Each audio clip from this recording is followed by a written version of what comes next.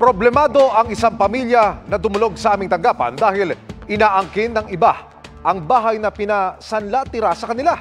Agad tumugon ang inyong Kapuso Action Man. Halos kalahating milyong piso ang ibinayad ng pamilya ng nagrereklamong itago natin sa pangalang Jose, kapalit ng bahay na isinanla sa kanila ng nagpakilalang si Donna, di niya rin tunay na pangalan.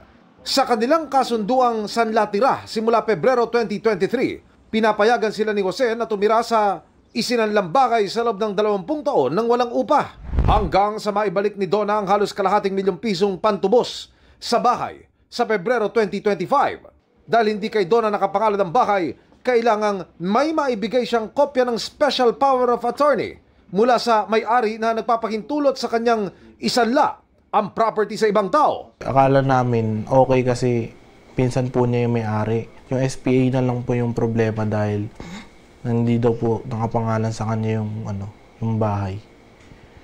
To be follow up lang daw po. Ang problema, may ibang tao na umanong umaangkin sa bahay at nagpapaalis kina Jose.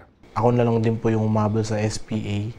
Kaso hanggang ngayon wala pa rin po. Tapos si bilang lumitaw, naka-SPA din po. Sa kabila nito, naninindigan si Jose na hindi aalis sa isinanlang bahay hanggat hindi na ibabalik ang perang ibinayad nila. Nangingi po sana ako ng tulong dahil dito po kasi naiipit na po kami dito sa sanla-tira na nakuha namin. Mangingi po kami ng advice sa inyo po.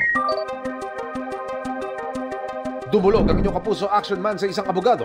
Generally, ang sanla-tira ay pinapayagan naman ng ating batas. Dito sa kaso ng ating complainant, dahil ang property ay isinanla sa kanya without any authority, lumalabas na hindi siya yung rightful owner ng property. And therefore, hindi niya pwedeng basta-basta ito isanla nang walang kapahintulutan ng may-ari ng lupa. Dahil ito'y walang SPA, lumalabas na walang bisa yung pagkakasanla sa kanya. Pero kahit walang bisa ang naging pagsanla, hindi raw pwedeng palisin sa property sina Jose dahil kailangang may sunding proseso. Bagamat merong lumalapit sa kanya ngayon na merong SPA, dapat ito'y ipakita niya, i-validate ito kung ito'y totoo, at hindi naman din kahit na meron siyang SPA, hindi naman agad-agad na pwede siyang mapaalis sa inuokupahan niyang property. Without any court order, hindi mo pwedeng basta-basta ipa-vacate yung taong pinagsanlaan. Otherwise, kung gagawin mo yun extrajudicially, pwede ka naman makasuhan ng grave coercion. Maaari rin daw makasuhan ang nagsanla ng bahay. Kung merong panloloko dito, pwede na lang sampahan ng estafa yung nagsanla sa kanila. Ayon sa abogado ng nagpakilalang bagong may-ari ng bahay na si Attorney Maridel Ramos, hindi raw alam ng tunay na may-ari ng property ang nangyaring transaksyon sa pagitan ni Donna at ang pamilya ni Jose.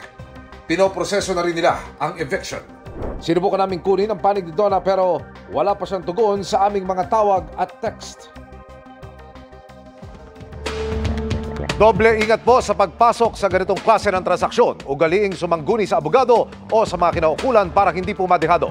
Para sa inyong mga sumbong, ipadala nyo lamang sa Kapuso Action Man Facebook page. Dahil sa anumang reklamo pang abuso katiwalian, tiyak may katapat na aksyon sa inyong Kapuso Action Man.